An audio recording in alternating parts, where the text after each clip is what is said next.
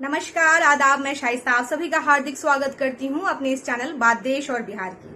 आज हम बात करने वाले हैं चुनावी बॉन्ड के बारे में, जिसके बारे में हाल फिलहाल में हमारी वित्त मंत्री निर्मला सीतारमण जी के पति ने कहा है कि ये दुनिया का सबसे बड़ा घोटाला है।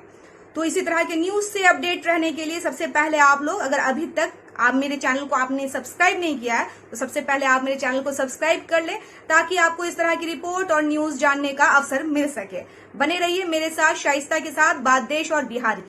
चुनावी बॉन्ड केस दुनिया का सबसे बड़ा घोटाला है, ऐसा कहा है निर्मला सीतारमण जी के अर्थशास्त्री पति। उन्होंने दावा किया है कि सरकार को ये काफी भारी पड़ने वाला है इस लोकसभा के चुनाव में।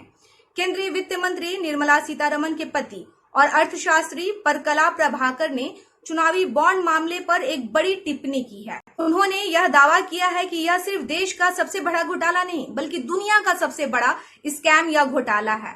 न्यूज चैनल रिपोर्टर टीवी से बातचीत के दौरान उन्होंने कहा कि मुझे लगता है कि यह चुनावी बॉन्ड का मुद्दा बहुत अहम मुद्दा बनेगा। बीजेपी की लड़ाई विपक्षी दलों या फिर और पार्टियों से नहीं होगी, बल्कि इस मुद्दे के चलते असल लड़ाई बीजेपी और भारत के लोगों के बीच नजर आएगी। उन्होंने कहा कि मोदी सरकार को कड़ी सजा देंगे वोटर्स। पत्रकार से वित्त मंत्री के पति जी ने कहा कि मुझे लगता है कि इलेक्टोरल बॉन्ड से जुड़ा मामला आज की दुनिया में कहीं अधिक जोर पकड़ेगा। यह तेजी से आम लोगों तक पहुंच रहा है। अब हर कोई धीरे धीरे समझ रहा है कि यह भारत का ही नहीं, बल्कि दुनिया का सबसे बड़ा घोटाला है। इस मुद्दे के कारण इस सरकार को मतदाताओं की ओर से कड़ी सजा दी जाएगी। वित्त मंत्री निर्मला सीतारमण के पति के बारे में हम जानते हैं।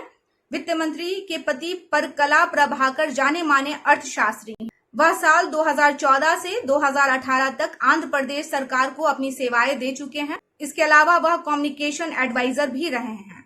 आपको बता दें कि सुप्रीम कोर्ट के आदेश के बाद स्टेट बैंक ऑफ इंडिया ने चुनाव आयोग को इलेक्टोरल बॉन्ड से जुड़ी जानकारी उपलब्ध करा दी है। निर्वाचन आयोग की तरफ से इस डेटा को अपनी वेबसाइट पर अपलोड किया जा चुका है। डेटा के अनुसार इलेक्टोरल बॉन्ड के जरिए बीजेपी को सबसे अधिक चंदा मिला है।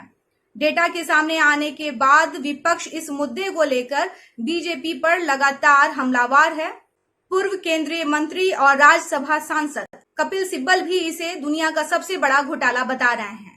इसके साथ ही उन्होंने इस मामले में एसआईटी जांच मांग कर दी है। वहीं कांग्रेस की तरफ से इसे कथित रूप से दुनिया का सबसे बड़ा एक्सटॉर्शन रैकेट बताया जा रहा है। हालांकि सुप्रीम कोर्ट के फैसले के बाद अब इलेक्टोरल बॉन्ड पर रोक लग चुकी है। कपिल सिब्बल ने साफ कहा है कि इलेक्टोरल बॉन्ड स्कीम देश का अब तक का सबसे बड़ा घोटाला है। उन्होंने यह भी सवाल उठाया है कि इलेक्टोरल बॉन्ड के जरिए कंपनियों ने राजनीतिक दलों को अपने हित में साध लिया है। उन्होंने कहा है कि डेटा से साफ पता चलता है कि घाटे में चल रही कंपनियों ने भी राजनीतिक दलों को इलेक्टोरल बॉन्ड के जरिए चंदा दिया। हालांकि सिब्बल ने यह भी कहा कि उन्हें पता है इस मामले में कोई जांच नहीं होगी। सिब्बल ने इस मामले में सिर्फ कोर्ट से ही उम्मीद जताई है। राहुल गांधी ने भी इसे सबसे बड़ा वसूली रैकेट बताया है। कांग्रेस नेता राहुल गांधी ने बीजेपी के नेतृत्व वाली केंद्र सरकार की ओर से लगाई गई चुनावी बॉन्ड योजना को दुनिया का सबसे बड़ा एक्सटॉर्शन रैकेट, इसका मतलब होता है जबरन वसूली गिरोह, बताया है। राहुल ने इस स्कैम को प्रधानमंत्री नरेंद्र मोदी के दिमाग की उपज करार दिया है। उन्होंने आगे कहा कि यह कॉरपोरेट भारत से एक आपराधिक जबरन वसूली है। उन्होंने कहा कि हर एक कॉरपोरेट यह जानता है। राहुल ने आरोप लगाया कि कॉन्ट्रैक्ट दिए जाने के महीनों बाद कंपनियों ने बीजेपी को चुनावी बॉन्ड के जरिए दान दिए हैं। उन्होंने आरोप लगाया कि सीबीआई, ईडी मामले दर्ज करती है और फिर कॉरपोरेट बीजेपी को पैसा देते हैं। राहुल गांधी ने कहा कि इस योजना का उद्देश्य कॉरपोरेट को गुमनाम रूप से धन दान करने की अनुमति देना था। राहुल ने कहा कि विपक्ष शिवसेना, एनसीपी जैसी पार्टियों को तोड़ने के लिए धन इलेक्शन बॉन्ड के जरिए प्राप्त किया गया था।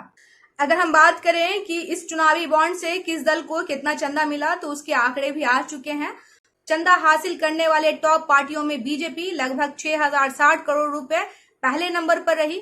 वहीं दूसरे पर टीएमसी, जिसे 1609 करोड़ रुपए मिले, और तीसरे नंबर पर कांग्रेस 1421 करोड़ रुपए उसे मिले।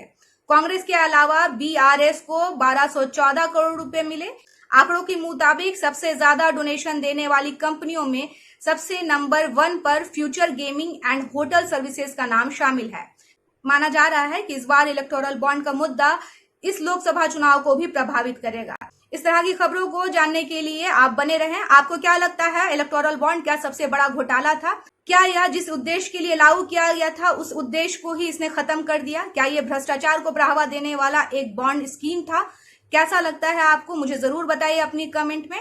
अगर ये वीडियो पसंद आता है तो लाइक कीजिए, शेयर कीजिए और मेरे चैनल को सब्सक्राइब कीजिए। बने रहिए मेरे साथ बात देश और बिहार की शाइस्ता के साथ। धन्यवाद।